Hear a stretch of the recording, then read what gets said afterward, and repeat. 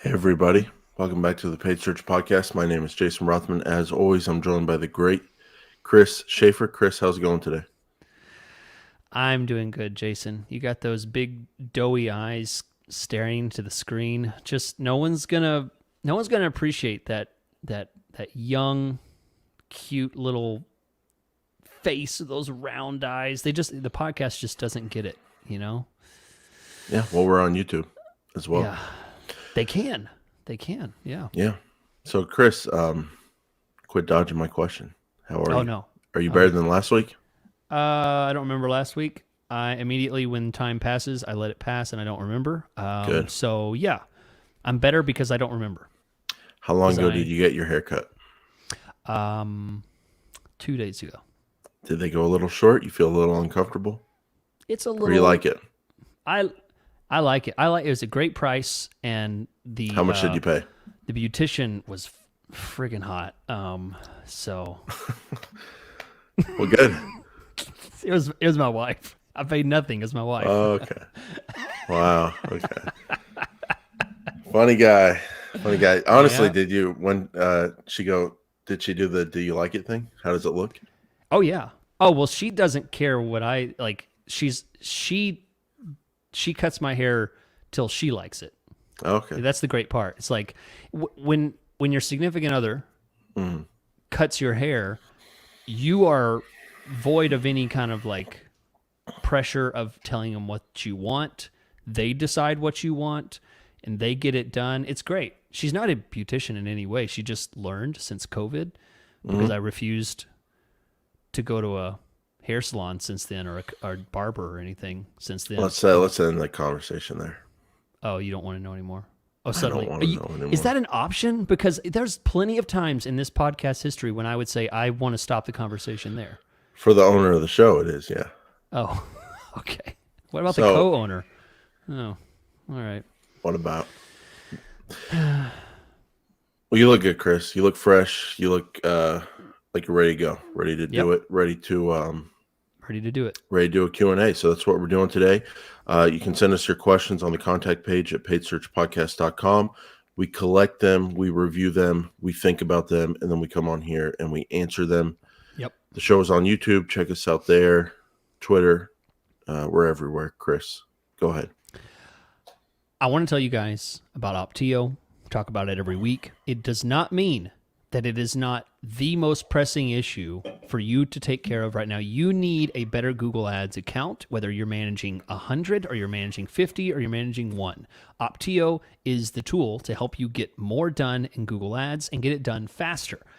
The important part about Optio is that it prioritizes what those to-do items are based on what you need to do to get more success in your account. If you're managing just to get more clicks, it'll push the account forward to try and get the most volume for you. If you're trying to push with a certain cost per acquisition, you can rest assured knowing that the recommendations that it pushes are going to be prioritized based on getting you the best cost per acquisition. It knows what needs to be done. It knows what the biggest impacts are and the least impactful things are, and helps you go down that list. Boom, boom, boom. You can get more done. It's an amazing tool.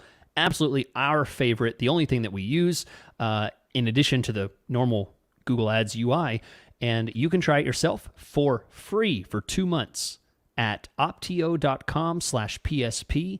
You try that new trial out, and hey, I think it'll change the way you manage Google Ads. So, Chris, we have a first question here from Bobby from Denver. I know Q&As, you think a lot about them. It's your domain. You like to think a lot about this process. So I'll hand it over to you. Who should read this one first? Oh, You or okay. me? Yeah. I didn't think about that at all, and I'll take the first one. Okay. Bobby from Denver, the Mile High City of Dreams. That's what Bobby writes. I don't know about that. I never heard about the dreams part. Hi there. Thanks for reading. I'm still a weekly listener after almost a year come June. What's funny about your podcast is sometimes I'll see a title to a podcast and think, I don't know if I need to hear that one. And inevitably, I will end up listening and learning something. What I love about the conversational tone of the potty, that's That's Australia speak for podcast. Or Potty. Denver speak. I don't think. I thought that when you add a Y at the end of something, I thought that was like the way Australians did it. Potty, you know. Okay. What I love about the conversation tone of the podcast is that it allows you to have these conversations in your head while you listen, which helps me process them. Well, thank you, Bobby. Appreciate your continued listening of the show. So here's this question, Jason. I have an episode request. I feel like you frequently brush on account optimization concepts and high-level stuff, but I would love to have a dedicated episode that covers when to make changes, whether it's a statistical significance to make that change, or when a keyword gets its own ad group or whatever, when to make that change and how to make that change. Jason? Chris? What do you think? You want to do that episode? Seems like a tough one. Well, the answer to this could just be no. Next question. I guess we could just... There's a lot of things I think about things, Chris, and do things in the different areas of my professional life that just people don't like the way I do things sometimes, like talking about outside of Google Ads things, more in another field that I work in. Sometimes, because a lot of what I do is I take in a ton of information. I build up my skills as a practitioner, like in Google Ads, and then also a human being trying to become wiser, more balanced, and all that kind of stuff. And then everything kind of stews inside of me. And then the way my personality and DNA is set up, I go based on a lot of feel things. And those feel things can always probably be represented more in numbered things at a certain level. But I go with the way I'm made, which is a feel thing. And so, no, to answer this question about Google Ads, I don't have statistical stuff I go after. People work differently. A lot of people don't like when you don't adhere to their numbers or whatever, but I don't. So it's a gut feel. We can kind of expand on that as we talk about this. But Chris, where are you on that spectrum? Is it you look at numbers and you make decisions without thinking, or do you feel things and then think about what you feel and then make decisions? Yeah. Bobby, I'll tell you, not very helpful, but absolutely gut feel. It's the kind of thing that you learn to see, learn to feel, get the feeling for something and say, yep, that needs to change. I have never pulled out a calculator to determine whether I need to change something or not. Nope, does not happen. Yeah, and there's just so many factors that we're dealing with now with Google Ads, the search term, the user, the things we know about Google, the things we don't know about Google, but we think about Google, and the way it's all kind of coming together. And maybe I have 3 clicks, and even I have a conversion from those 3 clicks on a search term. That's but maybe to go with. Yeah, but maybe I add it as a negative because my gut feel tells me that search is not what we're wanting. There's so many situational dependent things inside of Google Ads that I'm all about feel and experience. And with that said, Chris, sometimes we do see numbers. Like sometimes you are doing perfect conversion tracking and you've closed the loop and you see all the different ways you can get leads from an account or an advertiser. And maybe you have a gut feel that it's an amazing search term, but at some point you got to go with the numbers at some point, because at some point, if you are tracking everything and you're not getting anything, maybe you shouldn't be targeting what you're targeting. But other than that situation, a lot of it is just basically, it sounds bad to say, but I guess gut feel sounds bad, but experience-based decision-making sounds good. So we can call it that. And that's pretty much 100% of what I do. That's I like that. Experience-based decision-making. That's a great way to say it. I totally agree. EBDM. There it is.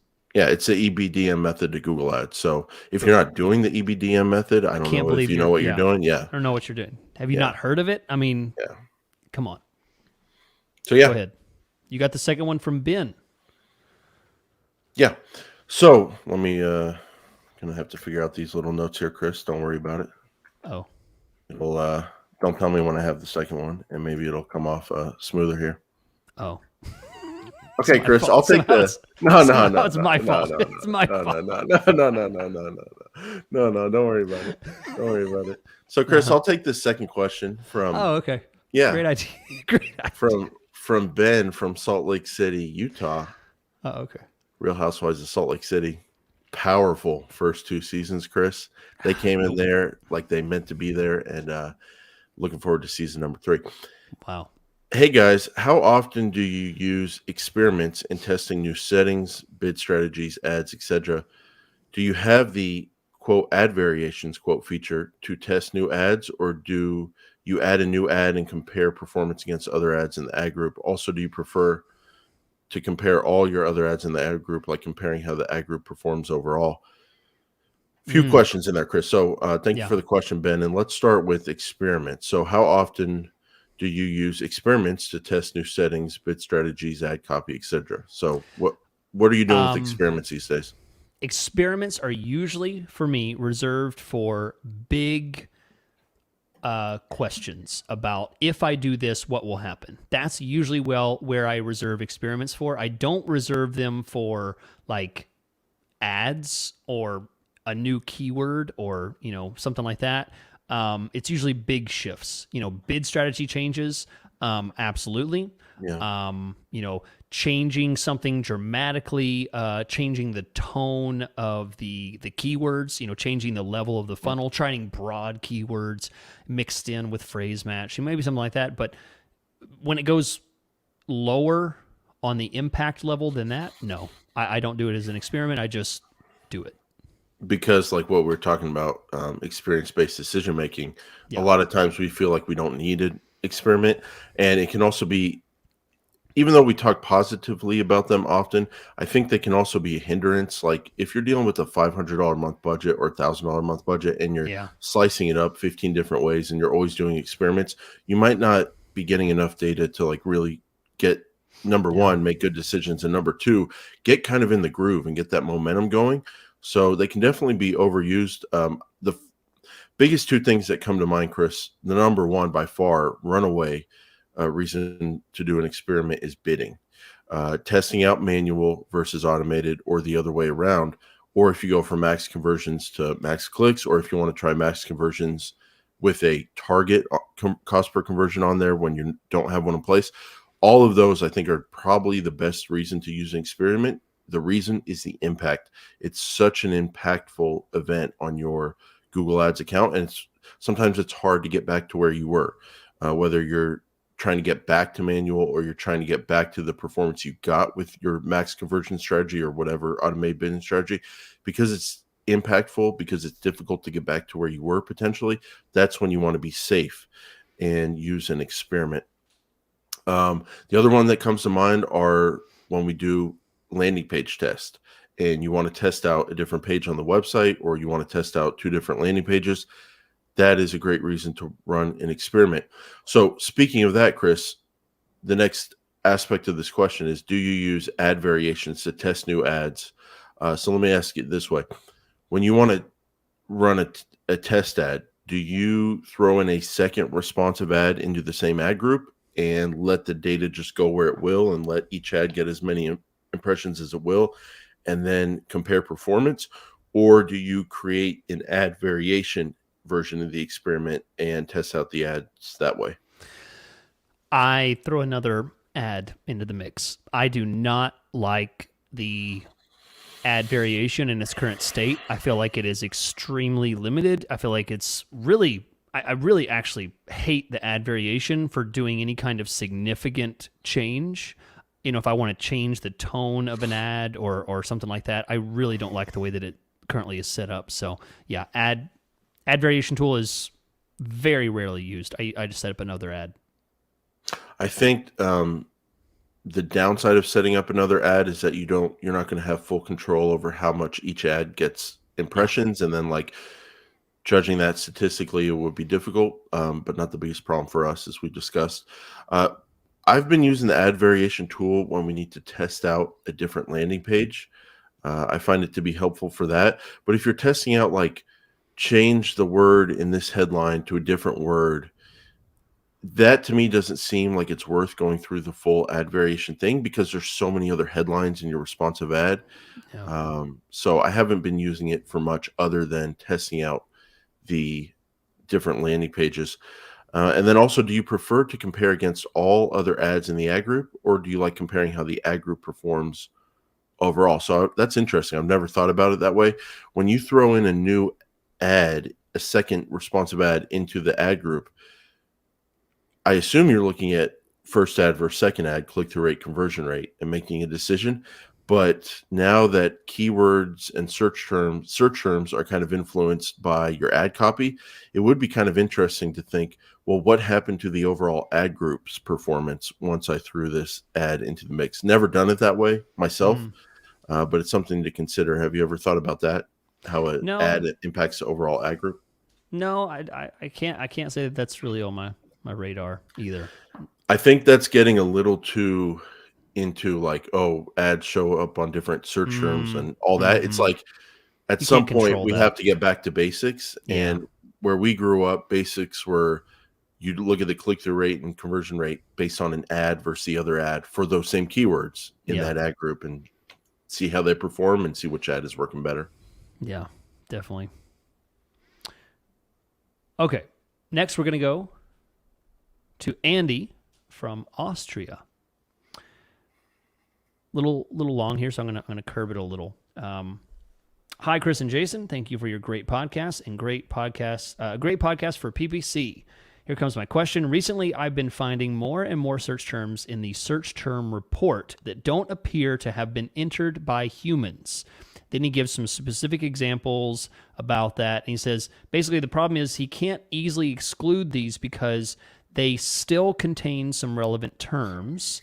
And, you have to be careful about those, adding too many of those, that could actually block relevant traffic. So basically, his question is, how do you get rid of long, unwanted search terms? And do you worry about them if they have 0 clicks, if they spent 0 money, just received an impression? Jason.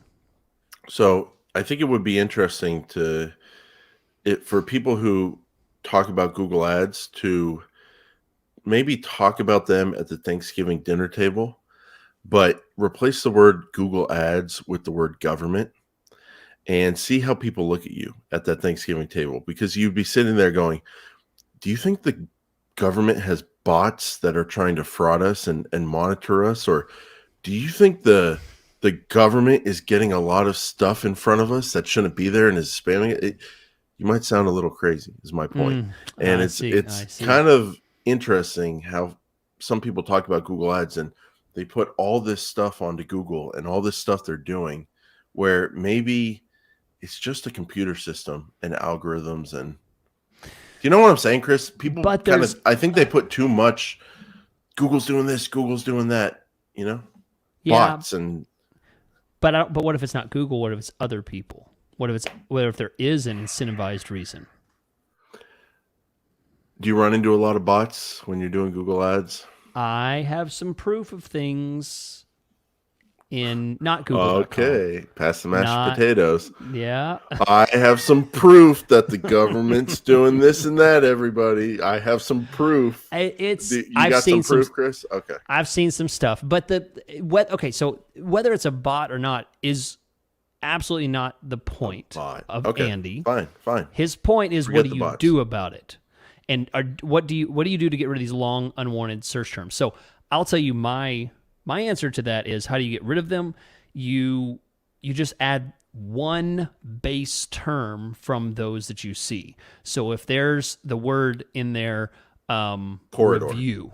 Yeah, and Andy gave us an example about it has the word corridor in those super long search term. So if you really don't like the word corridor, or he's also got the number 50 in there, and you don't like the number 50, add 50 as a negative. That's it. Broad negative. Yeah. And broad negative. I use broad negatives and I grab one single part of that. And even if it has no clicks, but I see that it's some kind of junk weird thing, I'll add one term in there and then leave it. Now, you cannot add negative keywords for something that's over 10 words long. So you can't add all of them. You can add negative keywords for something that's over 10 words long. You can add a negative keyword to block a search term that was over 10 words long. But you can't add negative keywords that are more than 10 words in the negative keyword. Just to clarify. That I am more confused now for your clarification. You said you can't add negative keywords for things that are more than 10 words long.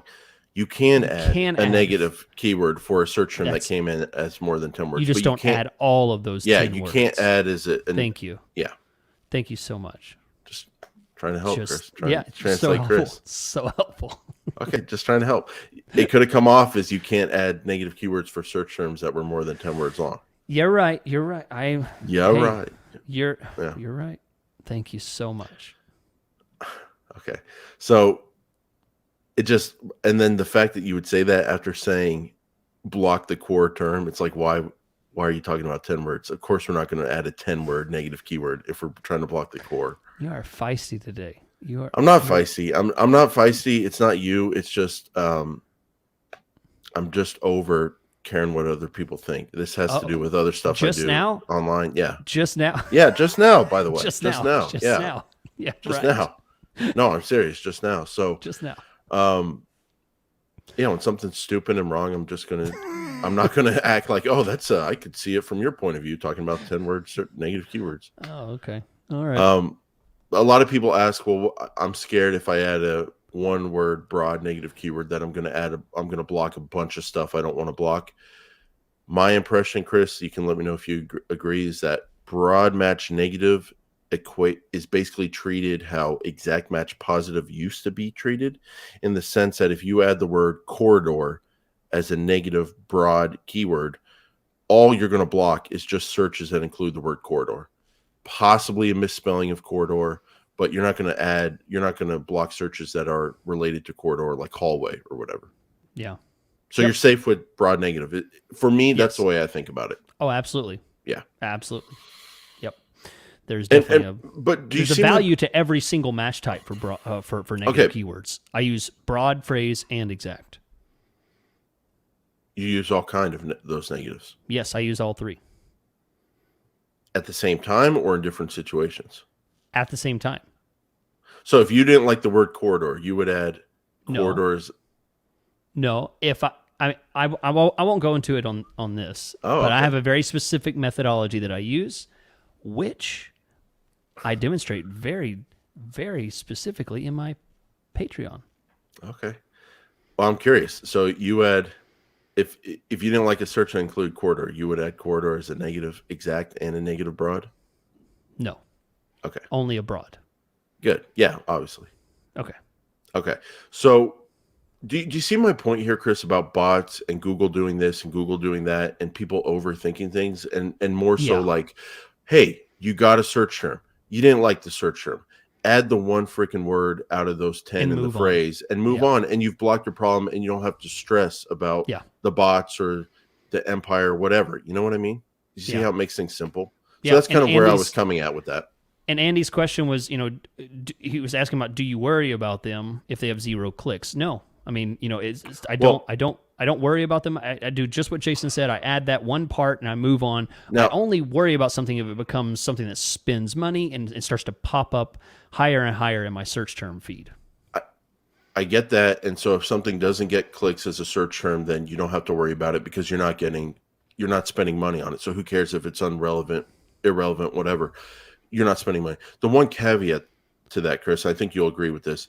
If you get a search term in there that is getting a ton of impressions and you're not getting clicks on it, if you don't like the search term, you're not getting clicks on it, so you don't have to worry about wasting money on it. But all those impressions are racking up impressions that you're not getting clicks, and that can hurt your click-through rate, which can hurt your quality score. So I think once a month, every now and then, it is worth going into your search terms, sorting by impressions, search terms with the most impressions, and go down the first 80% of them, the ones that are getting the bulk of your impressions, first 80% of your impressions, and see if there's anything you don't like in there. Because you also don't want to just have a bunch of impressions out there not getting clicks, even if you're happy you're not getting clicks from them. You don't want to be hurting your click-through rate, Yeah. So that's another thing to look. But yeah, one final thing on search terms and bad search terms, Chris. Right around the time we lost the 30-40% of search terms on average that we're not seeing anymore, it seemed like we started seeing a lot more 0-click, 1 impression long tail search terms. That's what Google did. Whenever there was a giant uproar, what they did is they stepped to the side a little. They don't ever back up. Oh, the government doesn't back up. No, they No, just yeah, stepped aside. That's what they did. they stepped a little bit to the side. They said, "Oh, you don't like what we did? Well, how about we just pivot a little?" And they said, "We're going to give you more data on your search terms overall." So that's when they initiated that 0-click but had an impression data. Because before it was only stuff we got clicks on. They took away part of them. They supplemented that with stuff we didn't get clicks on. Okay, which is fine. They did what they did, and what are you going to do about it? We're going to do nothing about it. It's a great decision. Yeah. I thought it was. No, my point is, we just have to take things as they come, and that's what we got now. So I think one mistake people are making with that is they're constantly worried about those ones, and they're constantly trying to add negative keywords to block a bunch of those bad searches. But and those ones seem to be bad for some reason. There seem to be a lot of low quality ones. Junky. Yeah, I agree. Yeah. So I guess my point is the one mistake you might make hanging down there where there's not a ton of impressions, not hurting your click-through rate, but just weird search terms, 0 clicks, 1, 2 impressions. You could be wasting a lot of time down there adding negatives for things that don't really matter. And it's one of those things like if you have a mess on the side of your room, you just don't look in the mess. It's like it doesn't feel good. You'd rather go clean up the mess. But in this case, you can't really clean it up because you'll keep seeing stuff down there. So just let it go is my point. Yeah. Or, clean your room. But okay, that's fine. Clean your room, but spend another 20 minutes a week adding search terms that are never going to impact negatives that are never going to impact anything. Yeah.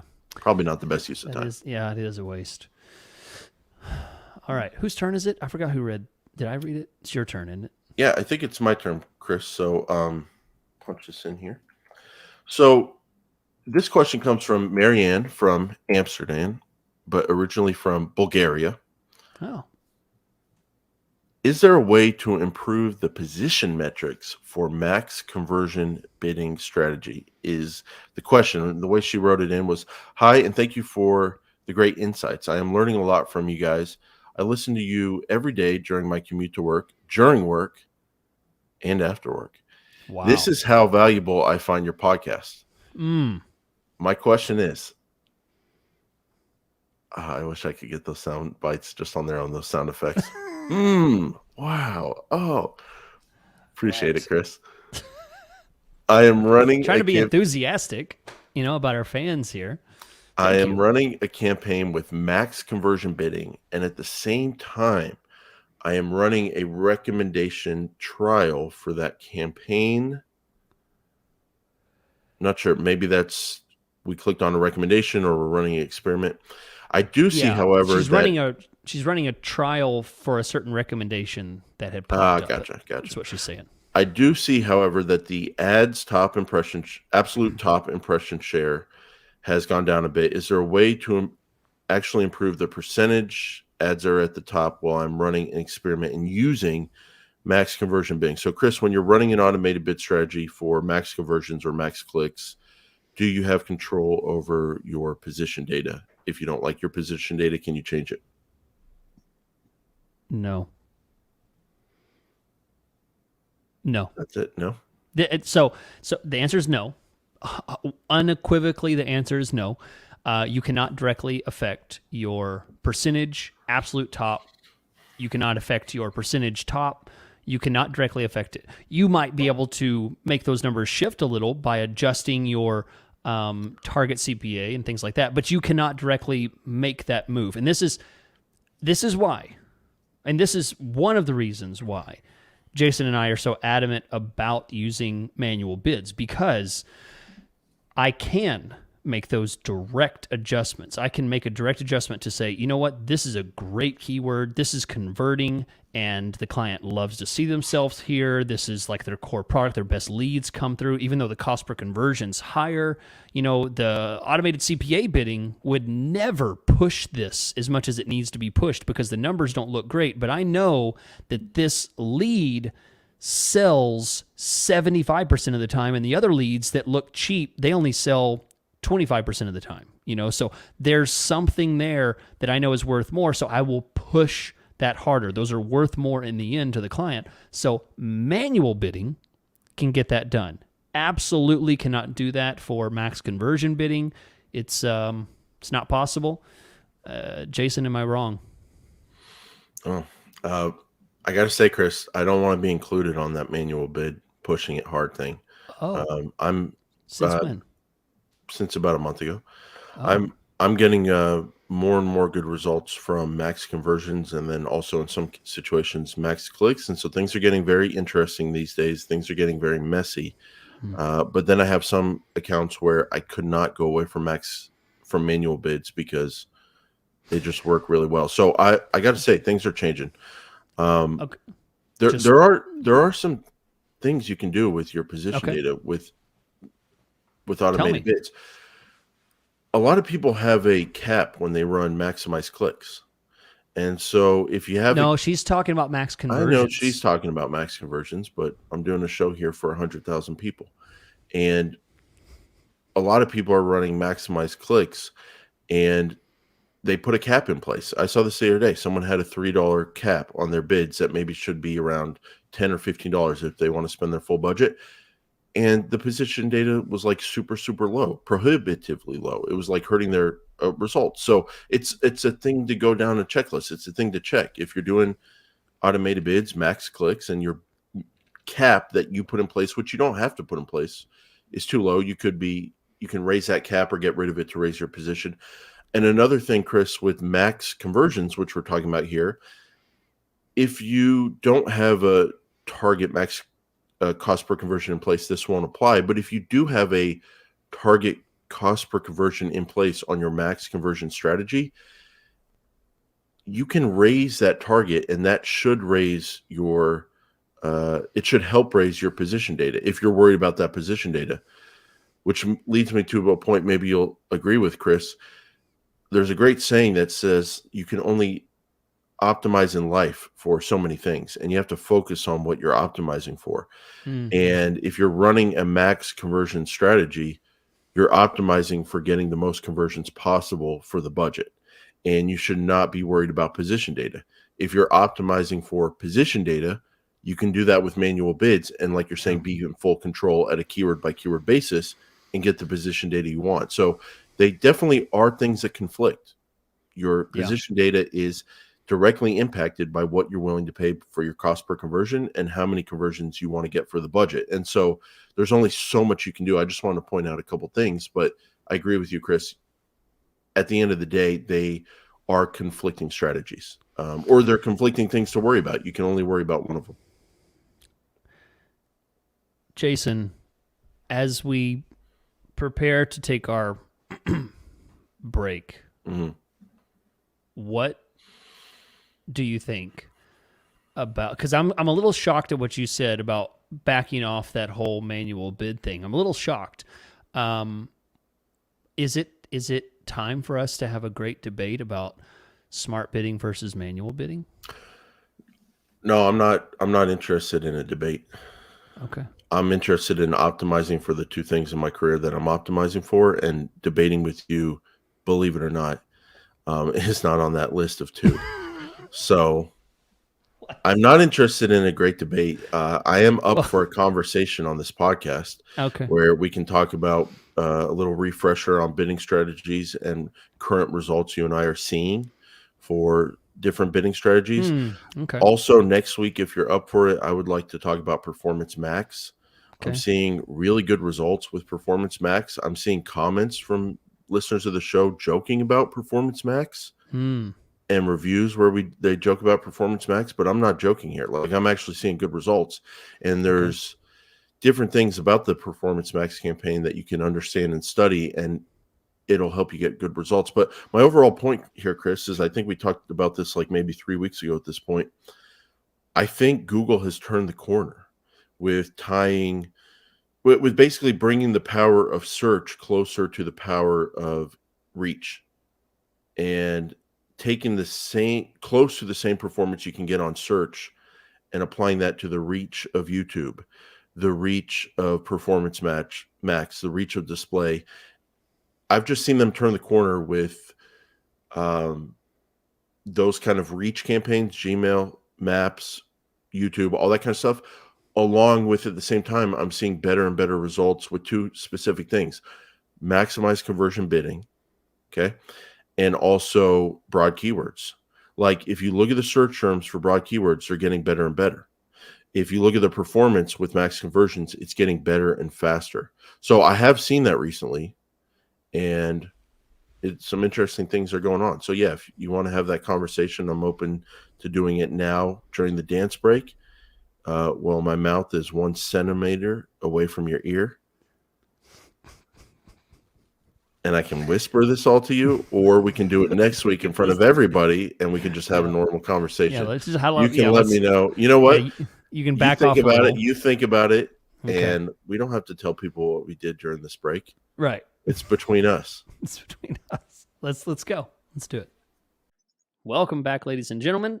Want to remind you to check out our sponsor, who is continuing to see a ton of signups. It's been an amazing turnaround for them since they've been on this podcast, and we've communicated to our super smart listeners about what this tool does, and you guys are signing up in droves. It's been a super popular tool. I don't honestly, I don't know how long they're going to do the 2-month free trial.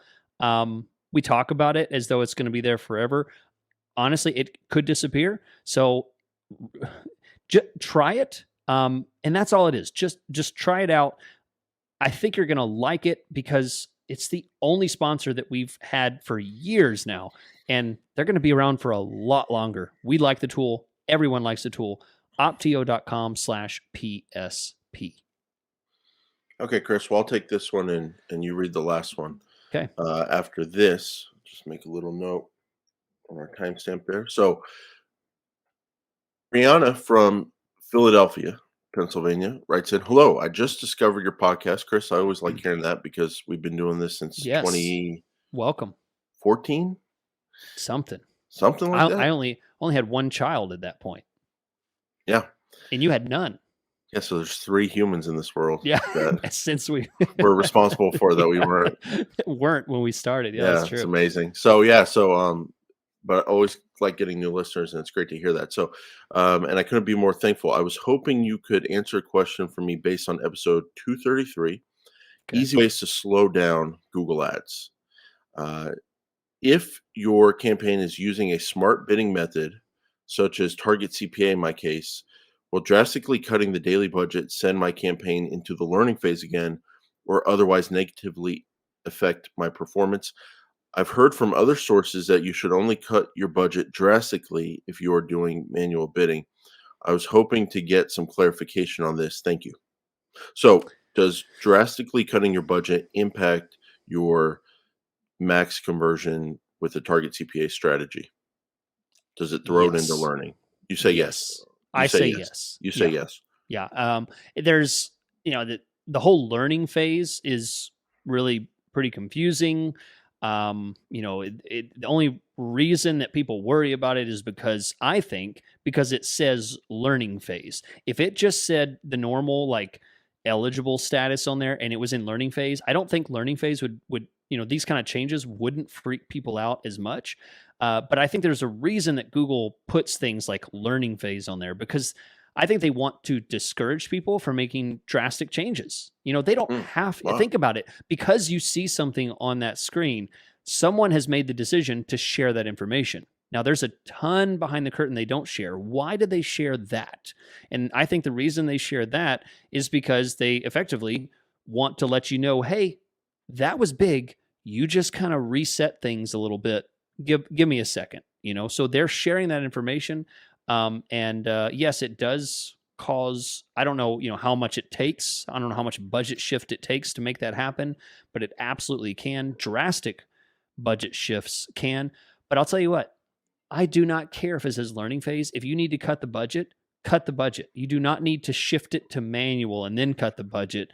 If you're having success with target CPA, drop the budget, do whatever you need to do, regardless of whether you go into learning phase or not. So what? It's a fact of using automated bidding that you're going to have to enter back into learning phase at some point. Yeah, I agree with you, Chris, in the sense that you have to do what you need to do for your account. And if what you're wanting to do is lower your budget, And I have enough confidence in the max conversion strategy if you're feeding it good data and targeting the right kind of keywords that it will relearn what to do at your new budget level. Now, a couple things to point out. Number one, I didn't say change your budget every day. I didn't Oh, say change your budget every week. I think no. Chris and I like to focus on, if possible, not changing the budget more than once a month. Yeah. Now, if you have to change your budget, you have to change it, but a lot of people change it every day, every week. They're constantly playing around with it. That's where you can really kind of not let the system do what it can do if you just leave it alone a little bit. And so don't over change your budget like too frequently. But when you need to change it, change it. But usually that's on a monthly basis for accounts where you kind of have a good grasp of what you're doing. The other thing I want to point out is, Chris, how many people do you listen to about Google Ads? You? Oh, well, thanks. I thought you were going to say nobody, and then I was going to joke nobody. So because we don't Yeah. even listen to each other, but Each other, if you I mean, listen to me, I appreciate it. Thank you. But for myself, I only listen. No, I'm kidding, Chris. I'm kidding. I'm kidding. Relax. I'm I kidding. mean, well, yeah. I mean, the only person that I, like, oh, Jason said that, I'm going to give it Yeah. some good weight. So, yeah. So when I say max conversions is actually, I'm seeing some interesting things or on broad keywords. It actually means something to you. So Yes. yeah, It was shocking. Yeah. well, I appreciate that, and we'll have some interesting conversations coming up. But my point is, who's, and we don't have to theorize here, Chris, please, but uh, you know, you don't need to be listening to quote unquote another source telling you what you should do with your That's budget. it. Yes. That's my point Yeah. where I'm a little bothered, and I'm trying to help Brianna kind of at least learn the way we think about our accounts. Our Yes. Good accounts point. are very important to us. We take ownership over them, and Yep. you and I, outside of ourselves, like we're not interested, talking to Hmm. each other, but outside of this little thing we have going here, we're not interested in what other people, again, please don't Yeah. theorize, Chris. We're not interested in what other people have to say, whether it's a blog or whatever.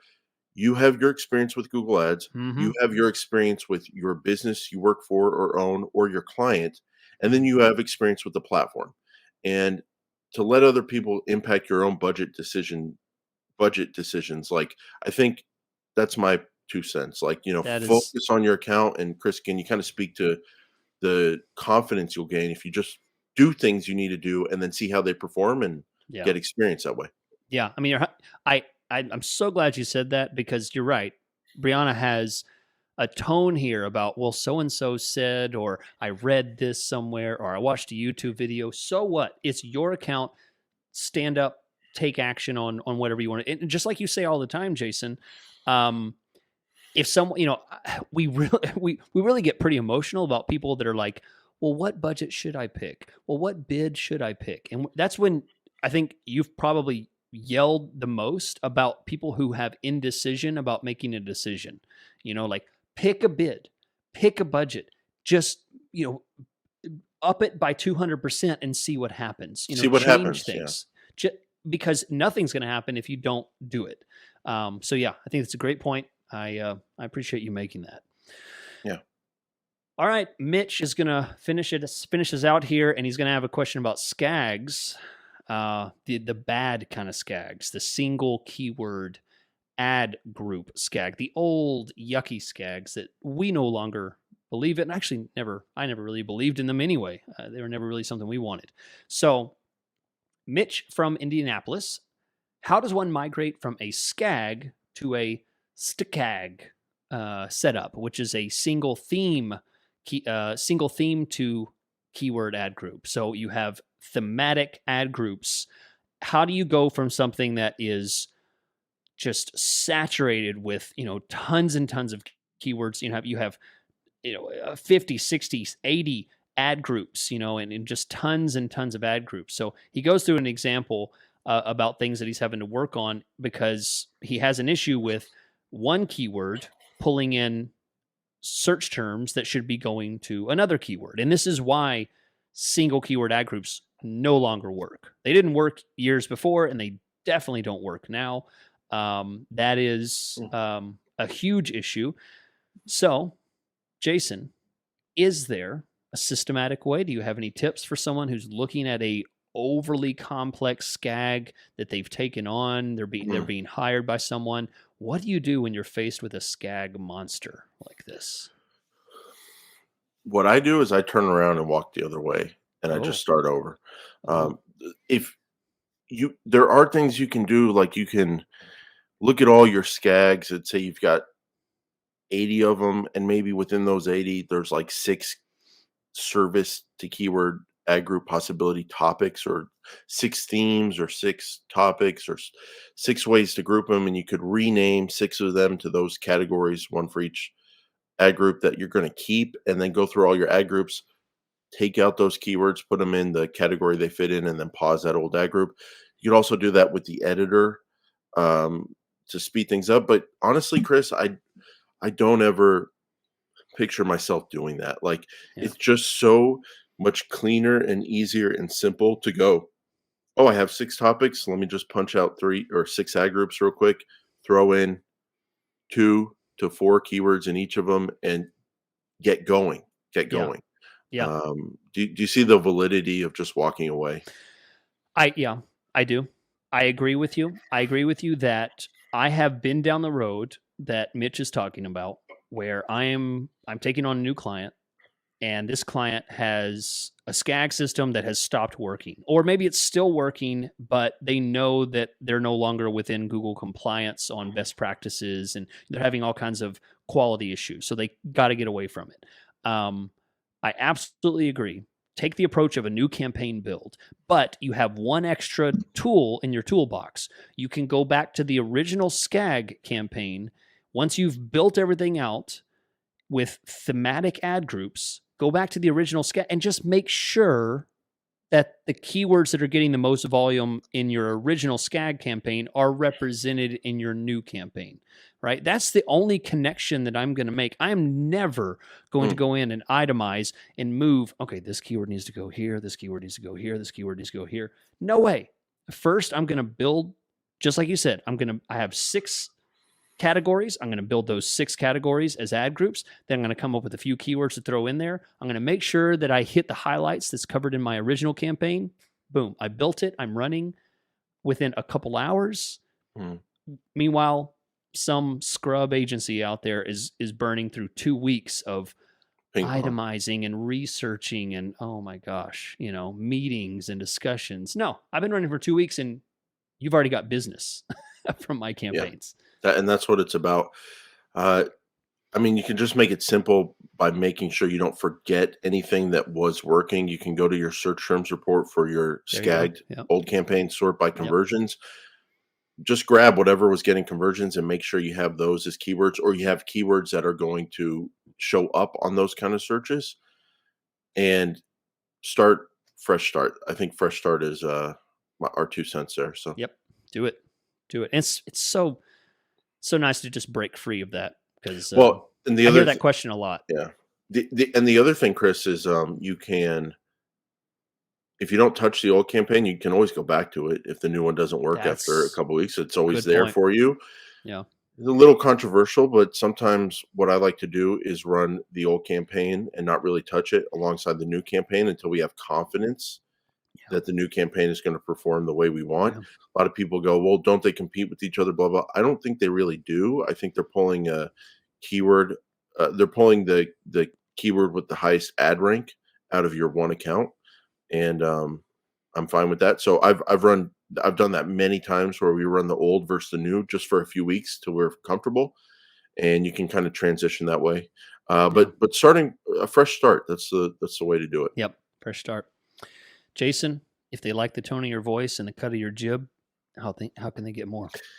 Yeah, I'm at rothmanppc.com. I was just talking to a small business owner from Westchester County today, New York, and he was a little bit surprised about the nice terms of my service, and how it's month to month and those sort of things. And I was like, yeah, we just do a value added thing, and we want to be wanted. So small and medium businesses out there, I can help get the phone ringing and get you the best results possible from Google Ads. I'm at rothmanppc.com. And Chris also does an amazing job, and I recommend his services, and he'll tell you Oh. about those now. Yeah, I offer 3 services. If you want me to manage your account, I can do that. I can also offer live Zoom video screen sharing consulting where it's a 1 hour session. And I also do, if you just want to learn kind of at your own pace, I have a Patreon for just $49 a month and a great community of people. You can get to know more of the things that I talk about on the podcast through that. And you can find all of this at chrisschaefer.com. Jason, Yeah. it's been a good day.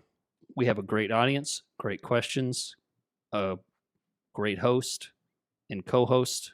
Not sure who is who yet. An owner. And I don't. Owner. Yeah. Chris, remember that. Do you want to do it next week? Hey, you know what I think as the co-host and owner of the show, what I think we should do? I think we should start when we have it planned out a little bit and we know what we're going to be getting into. I think a little, just a minute, little tease at the end of the show. Next just week. to clarify our thoughts. Yeah, make sure we're on the same page because lately, to take people behind the scenes a little bit, we changed the day we've been recording this this show, and that change has impacted one of the co-host ability to come up with new episodes on time, and they've been letting the other co-host down, and the person I'm talking about is me. I've been letting you down, Chris, and trying to get Jason up with our new schedule here. Yeah, all the work that the lesser co-host has done for the other co-host, this co-host owes the other co-host a lot, so don't worry about it. I know, but I don't like. I want to get back in the groove here. So, okay. I think if we just maybe preview the next show a little bit. The thing is, as soon as we preview, then the next week we'll be like, oh, we don't want to do that. I think it's a bad idea. You know how wonky. Well, yeah, I got you. Stuff comes up and we want to talk about, but if I have a topic I want to float to you, I'm going to float it at the end of just my live. show. Just yeah, float. just Okay, live. Why not? Let a floater out. Let's let a floater out. I think we should talk about Performance Max. I think we were getting a lot of questions about Performance Max, like a few months ago when it rolled out. I feel like neither of us were really either interested at that point or experienced enough with it to talk about it, but I've been doing it more and more. I think it's very interesting. I found some interesting documents on it, and I'd love to share that with you. And are you up for that? Oh, I am experienced and absolutely ready. Okay, good. For your PMAX. You got to call it a PMAX. I find myself calling it that. I said I would never again, but I find myself calling it, and if something's everybody natural, keeps doing it. We have to everybody do keeps it. Doing it. I know, PMAX. And I still type out Performance Max and still. But you feel like an idiot when you do it. It feels like it takes way too long. And, I just can't. I'm not going to say PMAX. PMAX, yeah. I don't want to say it. Do you sleep with the top sheet between yourself and the blanket? Yeah. Yeah. Millennials and Gen Zers apparently don't. They like just the blanket. I'll send you the article. Just the rough. Yeah, just the rough blanket on their body. It was in the Wall Street Journal today. And they feel like they're breaking the rules, like they're getting away with something. So I was just curious. Those blankets are expensive. Like you have to dry clean those. What your dirty, oily skins on that expensive blanket. I love that top sheet. Yeah. Yeah. I mean, sheets are washable. Blankets you have to dry clean. I literally can't remember if we closed out the show because it sure feels like we did. So we're going to do that now just in case. Let's do that now. We'll see everybody next week about Performance Max.